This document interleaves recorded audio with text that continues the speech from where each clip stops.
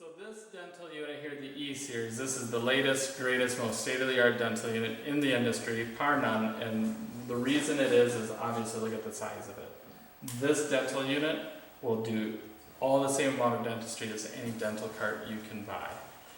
It works, it's a workhorse, it's powerful. I'm going to explain why and how it's powerful in a moment here, but to kind of walk you through what it is.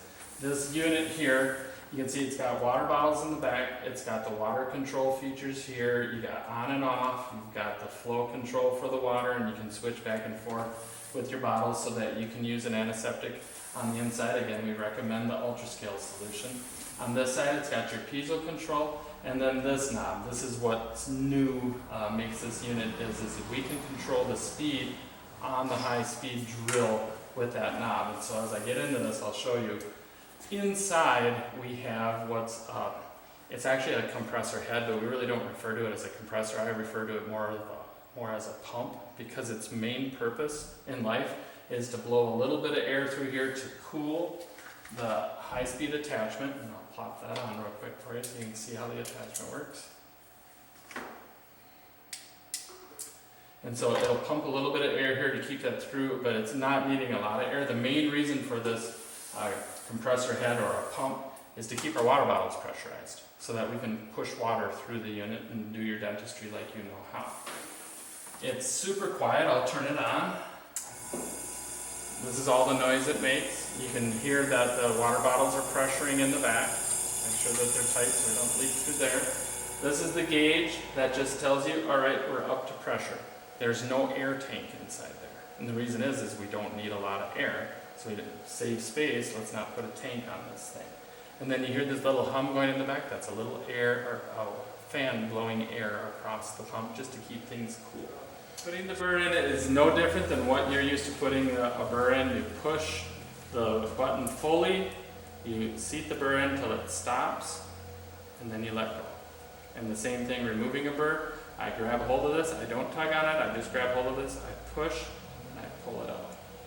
And if you feel that that burr is going in with scratchy, feely noises or something like this, one of two things is going on. Number one, the burr that you're using might have little micro striations on it from it being clamped on.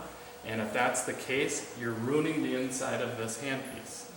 And so feel for that. If it feels super scratchy or whatever, know that the life of that is not going to be much longer. No different than your high-speed drills.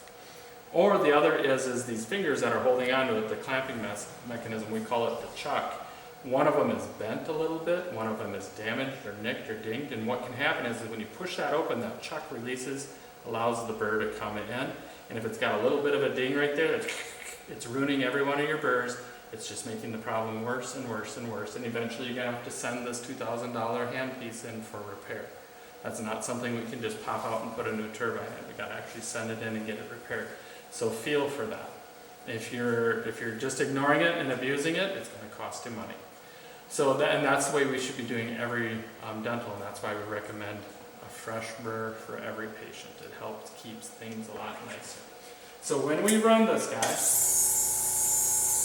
I can turn it all the way to nothing. It's actually still spinning. You can barely hear it. And then I got it all the way full throttle.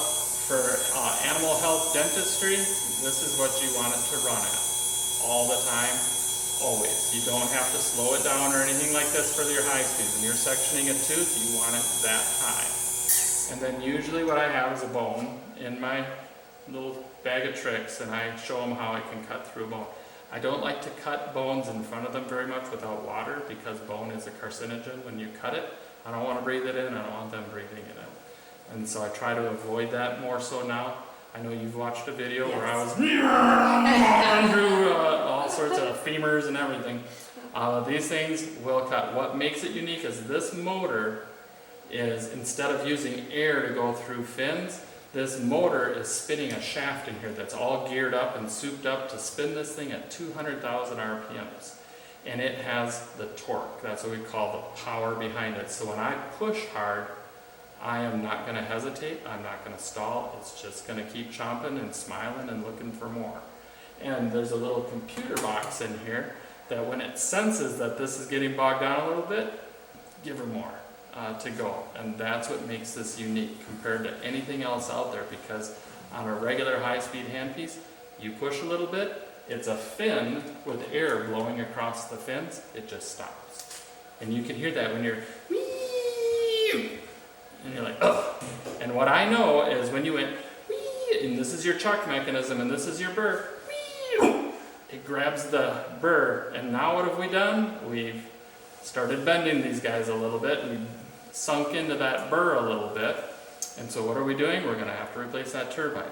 So whether you're using an air-driven high-speed or whether you're using one of these, don't stop the burr in the tooth.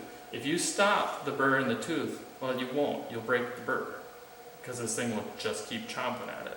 And so if you're breaking burrs, you're ruining your handpiece. Think of Bob Ross when you do dentistry. Nice little happy brush strokes. Just paint away and get that tooth sectioned away. And the doctors appreciate you saying that because you're just simply asking them to protect the equipment. So this thing is powerful. It'll do a ton of things. You notice there's only 3 cords here. That's because this pops off. And then this goes on to do the low speed. When you do the low speed, you don't want full throttle. And so I always tell everybody, go all the way to 0. Start slow. And then you put your profi angle, and that's about the sound you're looking for with the profi angle on it. It doesn't have to be very fast. Super nice though if you're dealing with a dog that is 14 years old, you want to get out of the procedure quickly, but you know the enamel is really, really thin, or there is a troubled area there that you don't really want to pull that tooth out on, you can just go nice and slow because heat damages enamel, so we want to go nice and slow with that. So you have full variable control with this. The Piezo is the same way. You got your light and everything like that. You adjust your water right here to get that nice little halo effect. In your air water syringe, it's a 3-way syringe. You got water, you got air, and you got the nice mist. And that's about it with this unit. It is, you just plug it in. Nice hydrogen peroxide based solution that we have called UltraScale. If you use that, take your bottles off, turn the unit off. What some clinics do who are awesome, I love these clinics who are really into infection control, what they do is they'll dump their water into a reservoir, put these on empty, and run the unit with empty water bottles to flush the water out. Our other units have a nice little purge thing that blow that out, but for this one here it's just an extra step, but it's nice to keep all of your tubing and everything clean so you don't have little creepy crawlies growing on the inside of your water lines. And then just keep them off, leave them off so that the unit dries out. They come with caps, so just cap it and you're good to go. Just put it in a dark place if you're using the UltraScale solution. In the manual it says internally there's a little inlet filter that needs to be replaced. You just pop something off, take out this little felt thing, put a new felt thing back on, and you pop it back on. It's super easy. We have a video of that. Yeah. Yep. And so, yep. And it's super easy to do. To get inside to it, it's super easy. It's just a little thumb screw here that you turn, and then this just slides off, and that's what the inside of the unit looks like. And so for diagnosing or replacing parts, it's actually really easy to do. And then let's just slide that one, and away you go. And so on the sales pitchy side of it, as you guys know, I don't pitch it really hard. I would prefer a beginning clinic or a clinic who's on their maintaining the environment. I tend to push the other units more because they're built more for the rigors of a veterinary clinic. Because if they have this on the floor, you already know what's going to happen. They're going to trip over these, and I'm going to be the one coming in to put a new cord in. I do have some clinics who put like a Velcro, a little plastic file folder here, that way the cords live inside here and aren't a tripping hazard. When the unit is on the ground, things get bumped, and if they're not taking their handpieces off, there's a $700 Piezo handpiece laying on the ground and somebody steps on it, and wing, and this flies off and it gets broke. So I tend to keep this unit just for the customers who are begging for it, want it, have heard from the friends they gotta have it, and it's much easier to sell this unit with them really demanding it. I do like to just sell the unit with selling them an extra one of these, because again, redundancy is important in a clinic, and to get something like this, $700, they're angry, but they'll buy it if they need a new handpiece. When we put a $1,800, $2,000 ticket on getting a new one of these, they're not so happy. So I like to just work it right in the beginning price so that they have one.